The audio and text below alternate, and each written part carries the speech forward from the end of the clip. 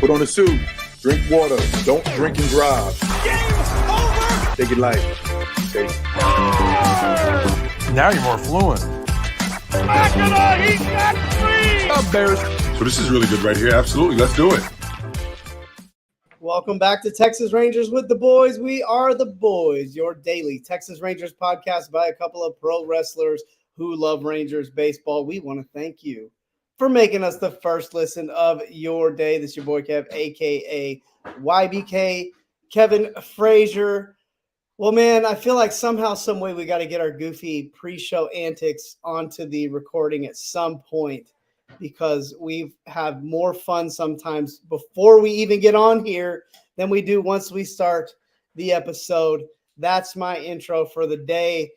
We got some questions. That's all we got today. We got questions. That's all. That's what we're doing. We got so many questions from you guys in response to our ask of you guys for what you wanted to hear or what you want to talk about, that we just got to jump right into it and just. We're gonna just talk a quick second about the fact that we know that October 18th is the date for the second anniversary show for Matt Ward Pro.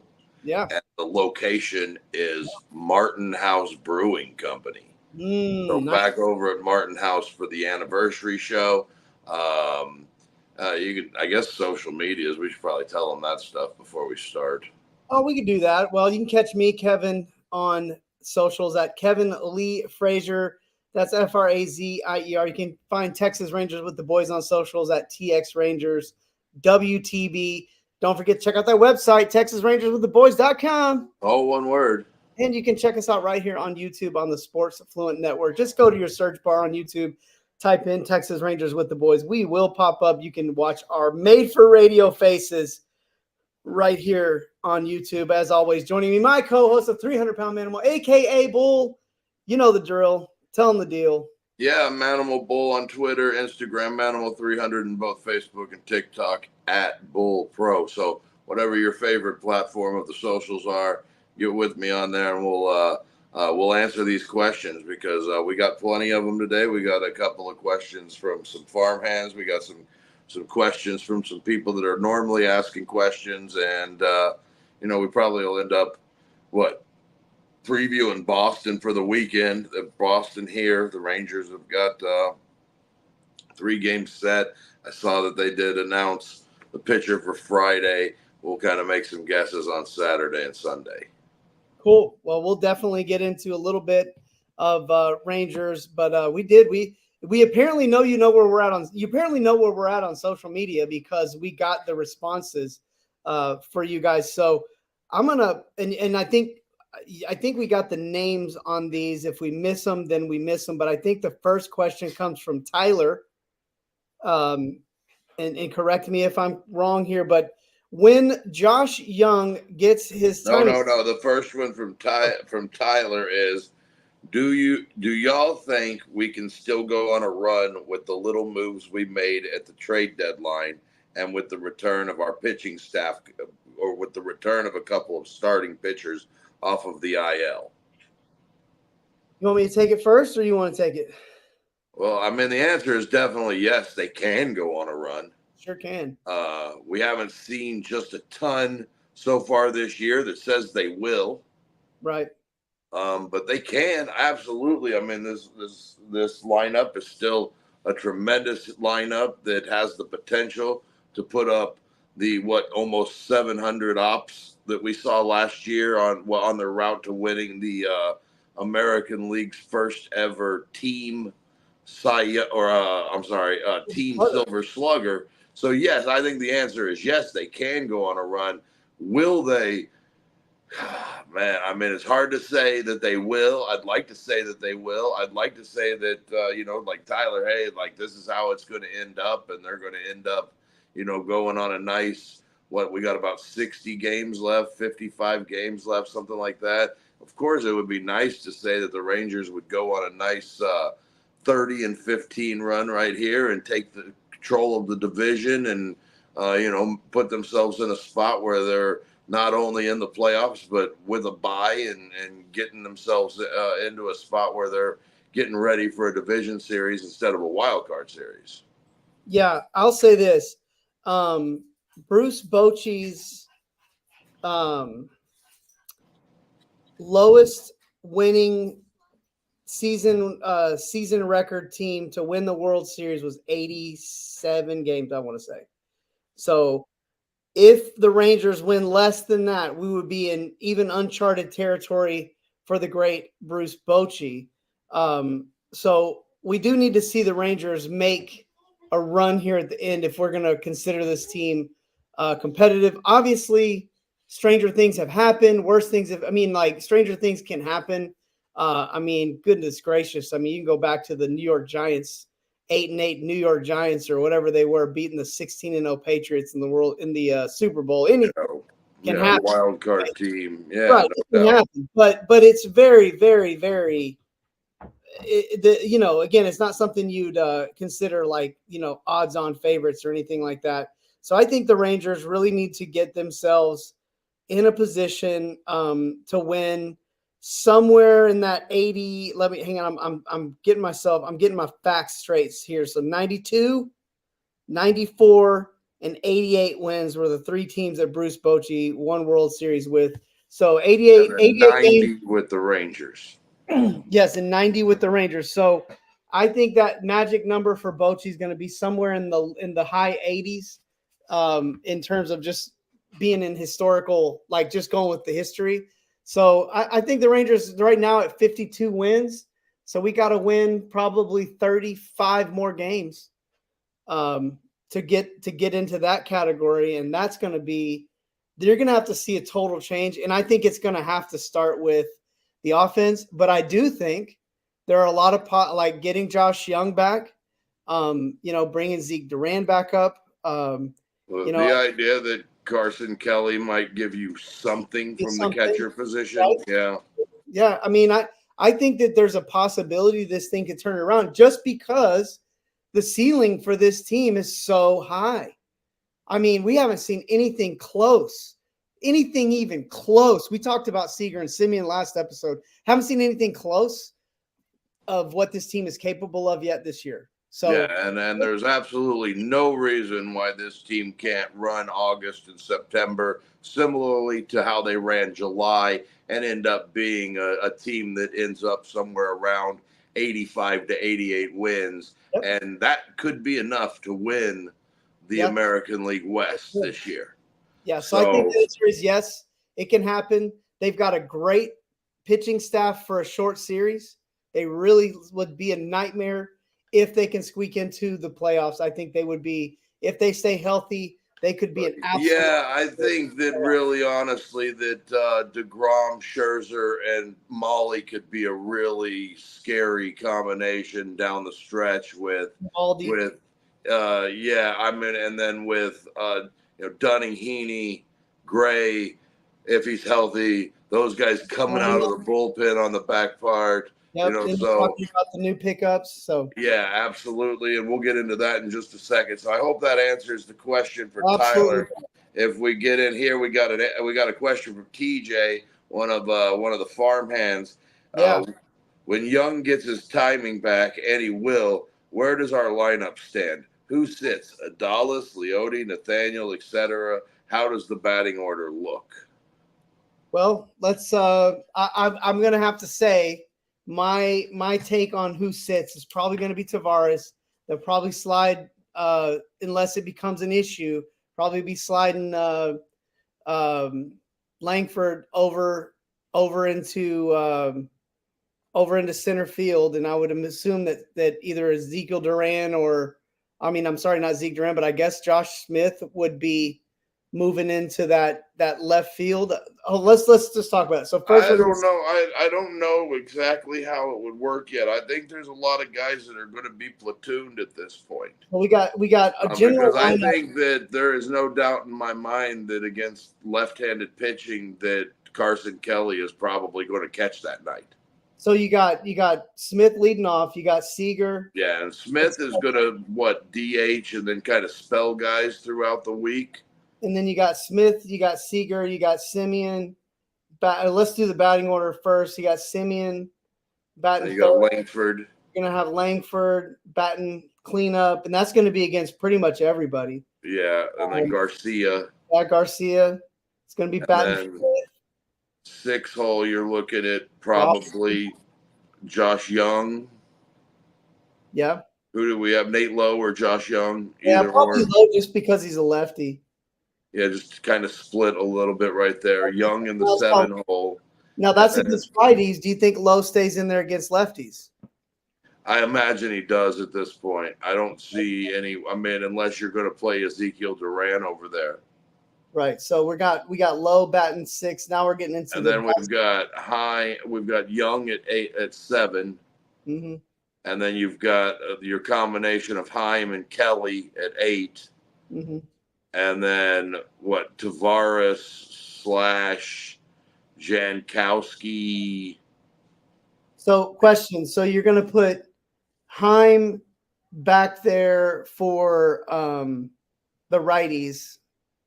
Yeah, and Kelly back there for lefties. I mean, has it kind of turned into a platoon situation? Because the biggest thing right now is, nobody is creating less runs in the game of baseball at the catcher position than Jonah Heim. So yeah, as much as we love Jonah right now, he's pressing, he's struggling. I know he's still Leote's better against right-handers. He's a better hitter left-handed. Okay, so that's kind of where Jankowski runs into a problem. You've got Grossman, who kills lefties. And so you're probably going to have Grossman in there. Probably on nights where you've got lefties, you'll probably see Grossman play left field, and then Langford slide over to center field. That might be a night where you give Josh Smith off, and get Durant in there at third base, or DH, depending on you're probably not taking Smith out of the lineup because he's as good as anybody against lefties. Yeah, that's fair. That's probably true. Gonna have him. You're probably going to have, if you're going to move Langford to center and you're going to put Grossman in left, Adalis is going to be in right. You're probably going to slide Smith most likely to left field. I would say you probably slide him into the DH. Okay. I would say Grossman probably would play left field over. No, you're right. So Smith would go DH third base, and then it would be Young DH third base. DH third base, yeah. Yep, I could see a possibility of the Rangers moving off of Lowe this year, with him kind of being, I think he's in his last year of arbitration this year. Next year. And next year, yeah. So we'll see what happens. You're probably going to see this lineup. I feel like we're definitely going to see regression from Josh Smith next season. Oh, for sure. I agree. I don't think this is who he is as a ball player on a year-to-year basis. But, he's done enough to earn himself an opportunity to be a starter somewhere coming into spring training next year. Oh, he's going to get a crack at it. But, I think what you're probably looking at, the big changes in the lineup are going to be Tavares will play center against righties. When you get lefties, you'll probably have Grossman in there in left field. Langford will go center, and then you'll flip-flop Josh Young and Josh Smith, probably all for the rest of the year. Yeah, and I think you're probably going to see nights where Josh Smith plays shortstop to get Seager off his feet, and maybe even a night or two where he plays second base to get Semien a half day, because they've got a little bit of versatility now with Young back. Yeah, and you'll also probably see the same story with Zeke Duran. I would say, and Zeke's going to play some. We talked about him struggling at Round Rock, and then he went on to be Pacific Coast Player of the Week the next week because he hit 6 home runs in a series. Yeah. So I think we've always kind of had the idea that Zeke Duran is a streaky player. He's got a little bit of a chase rate, but whenever he's getting fastballs and he's recognizing fastballs, he hits fastballs. So, hopefully he's kind of got things turned around a little bit, but we'll just kind of, see. But I hope that kind of answers what TJ was wondering about on where the lineup will be with Young back and all of that. Absolutely. I think we did our due diligence. I think that the lineups we kind of talked about is you'll be your standard lineup, and then you're going to interchange them on a regular, given the day and whatever goes on. Well, let's hop into that next question. Next one, yeah. We take a little bit. So we got one from Mike over here in Fort Worth. He's asking, Tyler Mahle had a decent outing the other night. Any word on when he should be up in the bigs?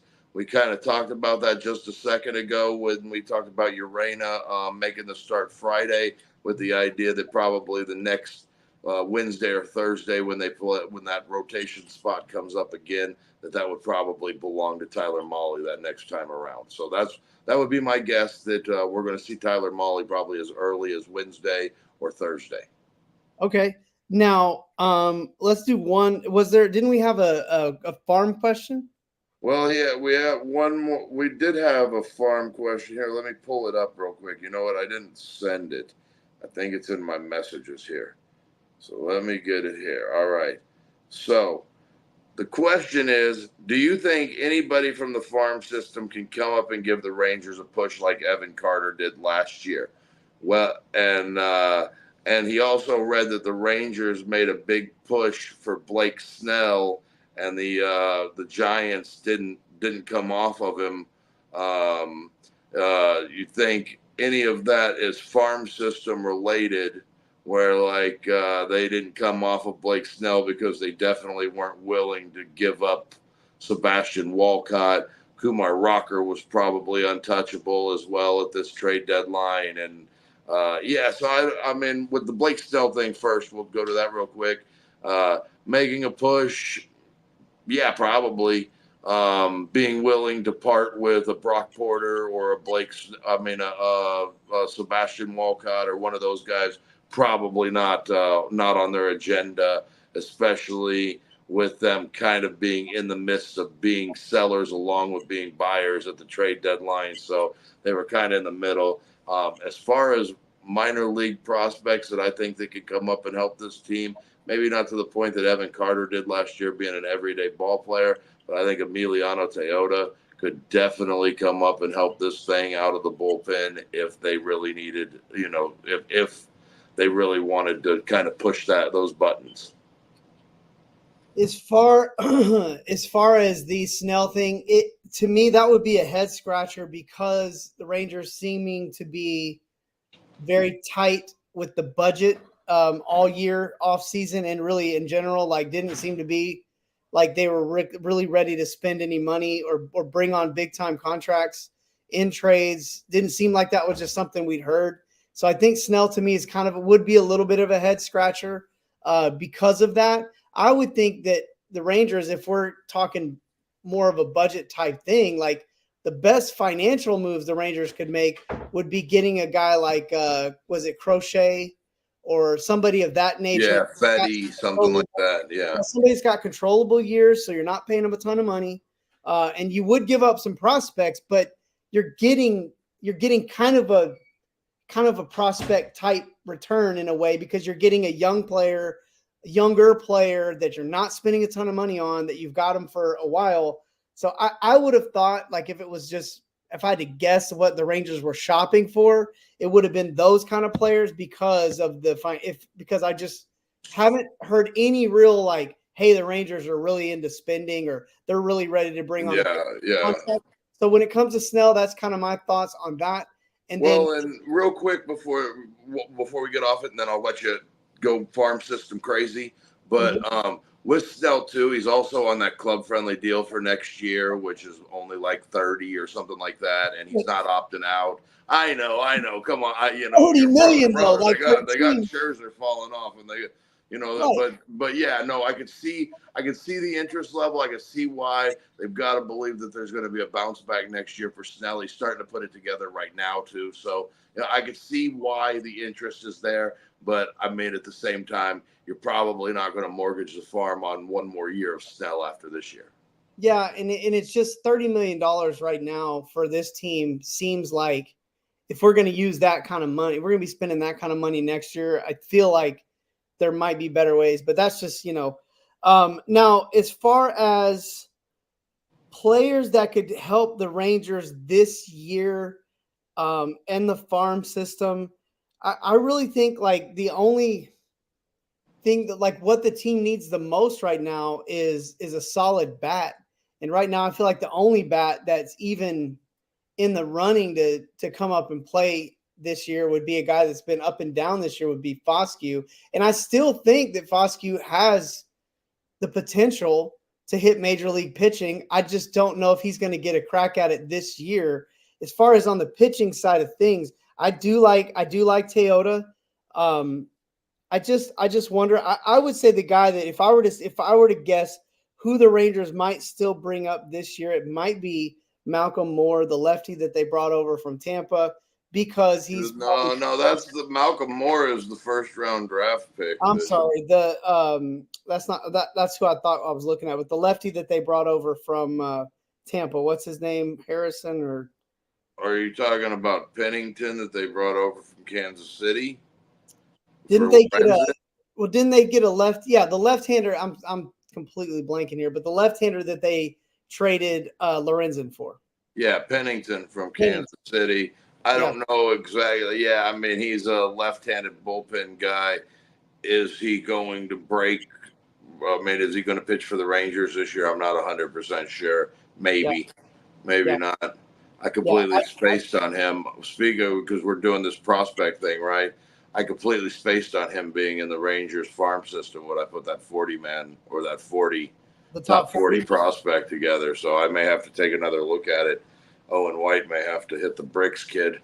Yeah, I'll definitely say like it's a tough call in all reality. Like when it because remember Pennington pitched at AAA, was pitching really good at AAA this year, and the Rangers definitely wouldn't mind another lefty coming out of that bullpen that could actually get some out. So he might be a guy I could see coming up this year and actually getting a crack at the MLB level. But I don't think they have anybody right now that could have the kind of impact that Evan Carter had last year. I think the person that's going to make that impact, if anybody's going to make it, it's going to be Josh Young coming off of injury and Wyatt Langford turning yet another corner as, you know, that's fair. Those would be the guys that I think that could make the biggest impact on this team. That's fair because I could definitely see Wyatt Langford getting onto a place wherever he is in September, doubling his home run total in the month and going on a nice streak. I could see that happening. He's starting to kind of figure it out.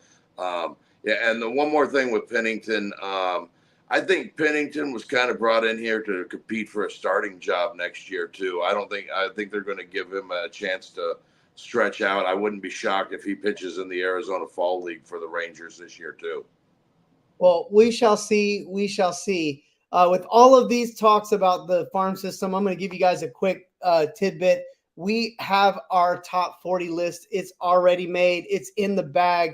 And over the next 4 weeks on our exclusive content, Down to the Farm with the Boys, we are going to unveil the top 40 prospects in the Texas Rangers organization. We're going to talk about them all. And as we always do, we'll probably give you a couple of bonus guys that we thought could have made it, but did just barely miss the list. Probably do that too.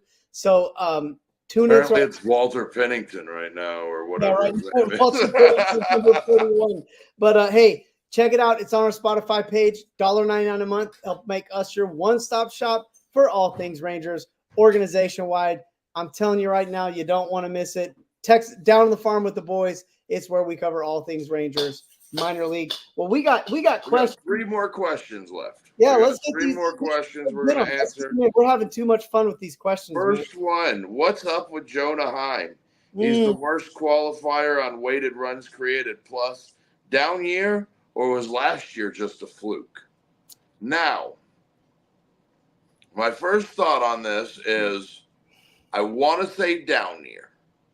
I want to say down year because the year prior to last year, he had a tremendous first half and kind of petered out in the second half of the season. I mean, he was a borderline all-star through the first half of the season in 2022, as well as being an all-star in 2023. And he had that wrist injury, right? He had that wrist injury that didn't end up needing surgery.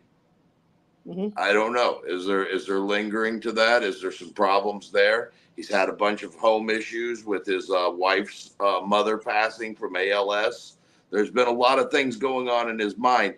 And we all know this for sure. And this is something that me and one of my buddies, Eric Buxton, was talking about earlier today, is that baseball is a hard enough game when your head's completely in it and you're firing on all cylinders. So when your head isn't in the game, or you're not playing your best baseball, and you're really, trying to labor through bad times, baseball gets even harder.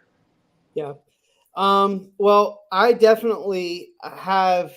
We actually asked this question before the season started.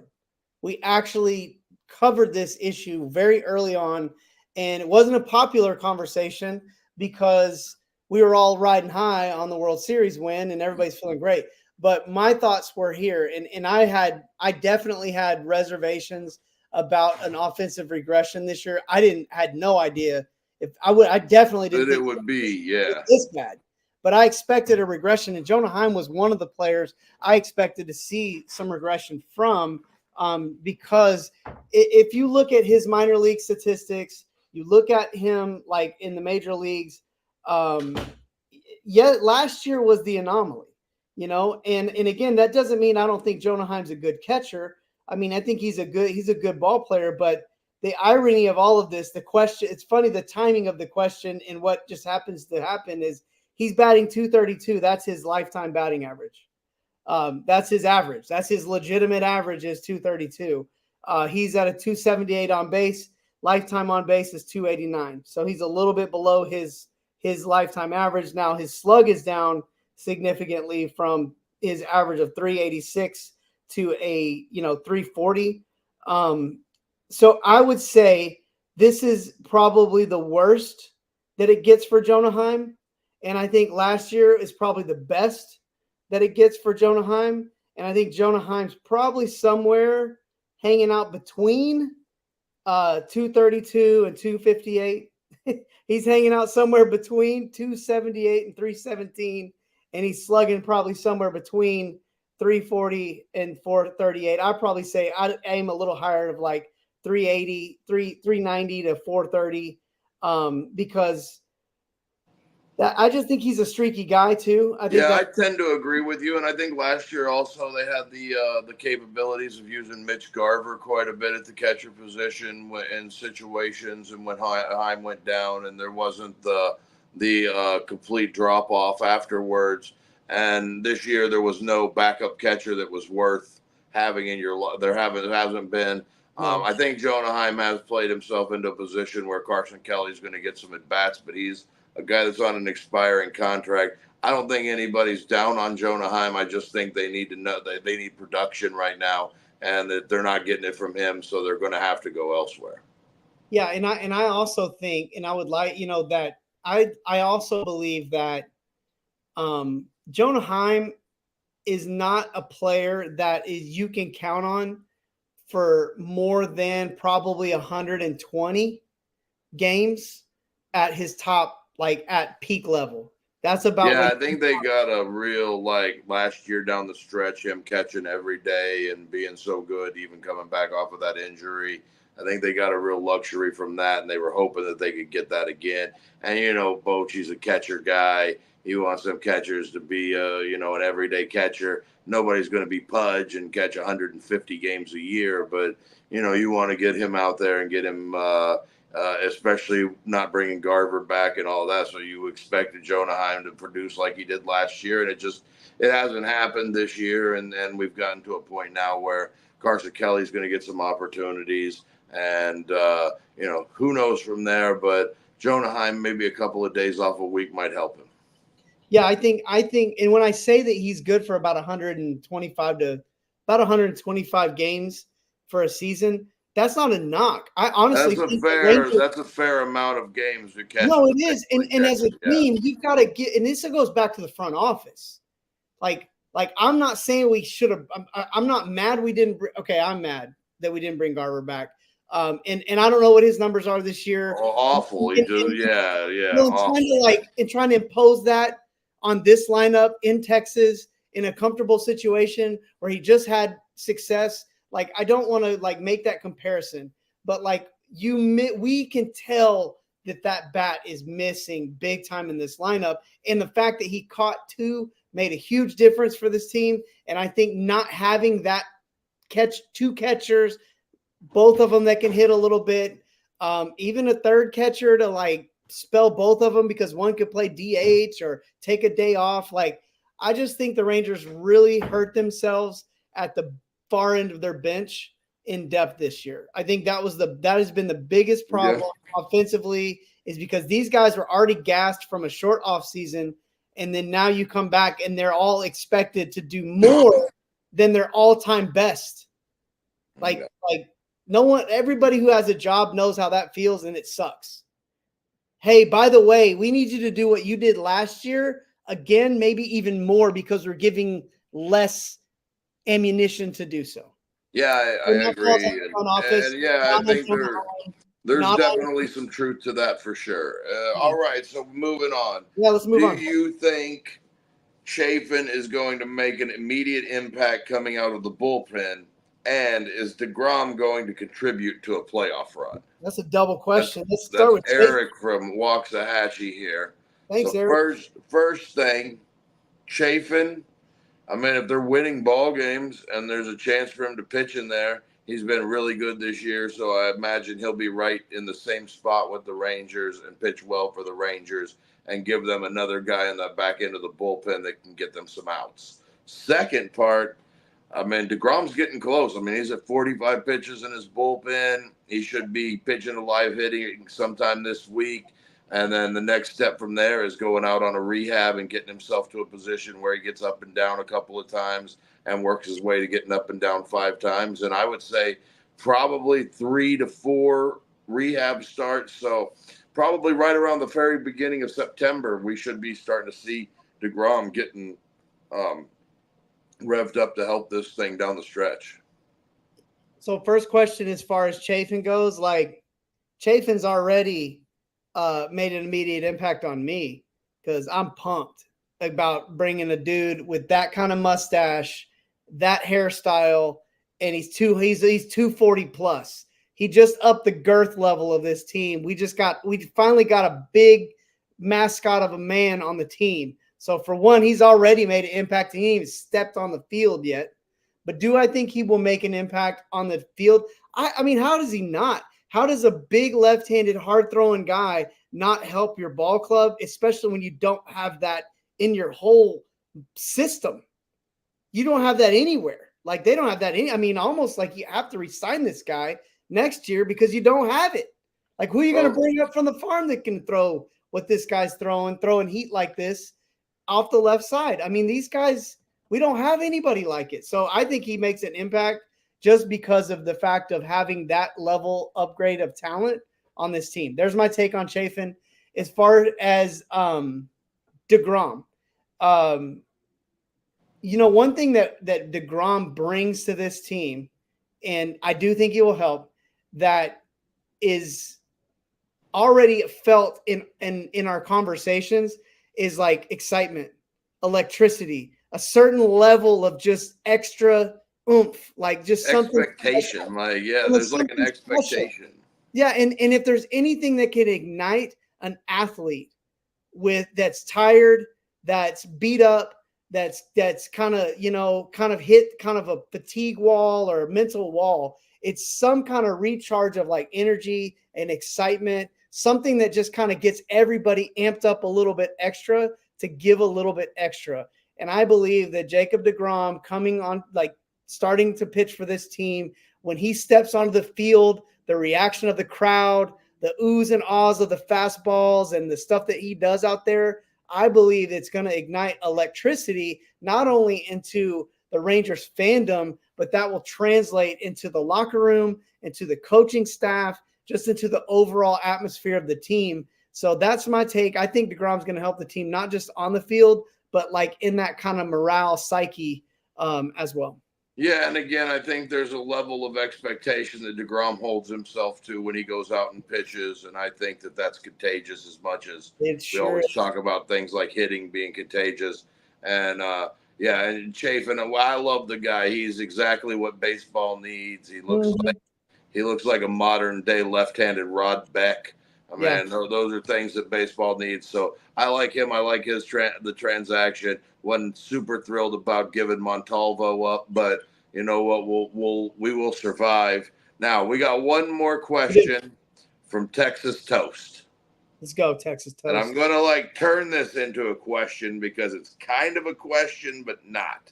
Okay. So, should the Rangers cancel Andrew Heaney's access to the clubhouse? Dude is cooked. I mean, our whole team looks cooked, but man, Heaney looks done. You care to elaborate on that, any? Want me to take it? I'll take it because I know that you like Andrew Heaney a lot. I do too. I'm just saying we kind of all have our pet Rangers, and I know Andrew Heaney is a guy that you like a ton, and a guy that you feel like has had a really good season for this team. So I'll let you take it in a second. I'm going to take this one first. So, first of all, I agree the team looks cooked, and that's kind of why we're excited about guys like Molly and Young and DeGrom coming back, is because maybe that getting some fresh life, getting some fresh energy, some fresh excitement is exactly what this team needs. And I agree that they look cooked and they need something. Now with Heaney, if he's on the team, period, he's here. He's probably the best left-hander that we've got. Yeah, definitely on the pitching staff. And then when you're talking about Chafin, probably, is probably right there with Chafin as far as just value goes. So as far as Heaney goes, he's on the team. He's on the squad. He's been here. He is what he is too. Like, he's been the best version of Andrew Heaney this year, like probably maybe he's ever been, especially in the 2 years he's been a Ranger. So right now, is he having a rough go at it? Yes, he is. But I don't think that this team can be successful down the stretch without a contribution. And another thing, one more final thing with this, you have to expect from players to be what they are, and you want them to be what they are. So when we say that, that means that Adolis Garcia, there are players in the league right now that are serviceable, that do what Adolis Garcia is doing right now, that we'd be happy if we had that player doing that, because we expect them to bat 210. We expect them to hit maybe 20 homers, and we expect them to drive 22, 25 homers. We expect them to drive in 70 runs, and therefore we're happy that we're getting what we expect. But that's not what we expect from Adolis Garcia. That's not why we signed him for the money that we did. Andrew Heaney, on the other hand, honestly, we're getting more than we expected from him. We're getting more out of our money for him right now. All year we have. And so if I can get that for the rest of the year, I'll take it. Fair. Yeah. And I would say that the last two outings for Andrew Heaney have not been good. He hasn't been as sharp the last couple of outings as he was there from about the 1st of May to the end of June, 1st of July. He had some really good outings. But he has, it's fair to say that he's looked cooked in these last couple of outings. I thought he had a nice stretch last night where he retired 11 in a row, but it was also coming off of a 3-run inning that put the Rangers kind of out of position to get back in that ball game. But, you see signs of it. There's times where he looks good. There's times where that slider is getting way in on righties and way away from lefties, and he's had some success with it. But, yeah, for the most part, these last couple outings haven't been good. He's still going to take turns in the rotation as of right now. I don't think the Rangers are going to revoke his clubhouse access card. I don't think that's going to end up being the case, though. But a bunch of good questions tonight. Let's thank Texas Toast for his question. Let's thank Mike over in Fort Worth for his questions. Eric in Waxahachie for his questions. TJ up in Happy for his questions. And then Tyler up in Kansas with his questions. So great group of guys that we have sending us questions here, and we always like answering as many of them as we can, even if we don't have the answers that you want to hear. We're doing our best to give you a little something. Rangers, they got Boston coming to town. It's a big series. It's going to be a pivotal series for the Rangers, and it seems like lately when we've talked about pivotal series, the Rangers have not really performed at the expectation level that we hope that they would. I imagine that Urena is going to get that start on Friday opposite Cutter Crawford. That's a 7:05 at the ballpark. Saturday, the Red Sox are going to throw Tanner Houck out on the. He's having a great season. He's 8-7 with a 2.79 ERA. Anytime you're into August and you got at least 15 plus starts and your ERA is under 300, you're having a really nice season. The Rangers could maybe Cody Bradford, maybe Dane Dunning, maybe a combination of them both getting a handful of innings or 3 innings or so and trying to get 6 innings out of that on Saturday night. And then Sunday, the Red Sox are sending Nick Pivetta to the hill. He's 5-7 with a 4.47 ERA, and I would think that the Rangers are it would be Nathan Eovaldi's spot in that rotation. So I imagine he'd take his regular day with the ball. So 1:35 start on Sunday, and then Saturday is a 6:05. I believe that is just a Bally Sports game, so not a national television game there either. Who would want to see Boston in the former or the reigning national world champs on TV? No one wants to see that anyways. But yeah, big pivotal series. The Rangers got Red Sox coming to town, and then after that, the Astros come to town. So they've got an opportunity here in the next 6 days to start putting some or making up some ground on the Stros and the Mariners. So if it's going to happen, it's going to start happening now, and they got to keep themselves close enough to be within striking range as they get down to September. 2 teams in many ways kind of fighting for their playoff lives in one form or capacity or the other.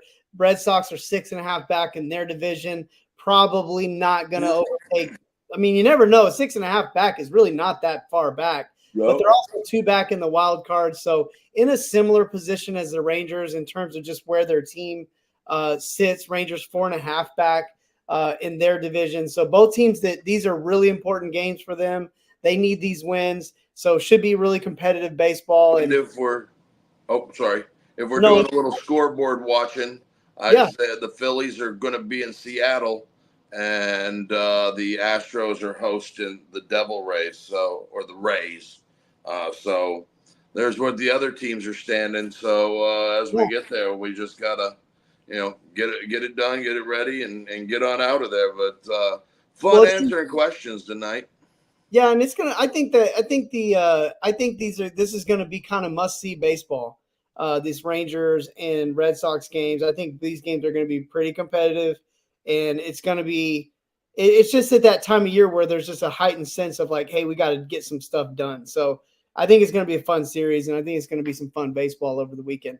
And real quick, full candor. A year and a half ago, when we were doing these question and answers, me and Kevin were just making up the questions. So to have all of you asking questions and sending us questions, it feels like we've come a long way. So thank you to everybody that listens, and thank you to all the farmhands that subscribe and all of that. So we're really appreciative. No, we really are, and I agree. It's kind of fun today when we put the call for the questions out there. You guys responded, and it's appreciated. It's appreciated, and it just really makes it more fun for us when all this goes down. So yeah, big shout out. Thank you guys for that. Well, I think that's it. That wraps us up. Yeah, another week down. Next week when we get back, we'll have Boston Red Sox series to talk about, and a farm show with that 40 through 31. That list is already done. So that list will start on Sunday night, and me and Kevin will run down that first 10 on Sunday night. We sure will. So, hey, thanks everybody for tuning in. Don't forget to check us out on social media, TX Rangers WTV. Don't forget that website, TexasRangersWithTheBoys.com. All one word.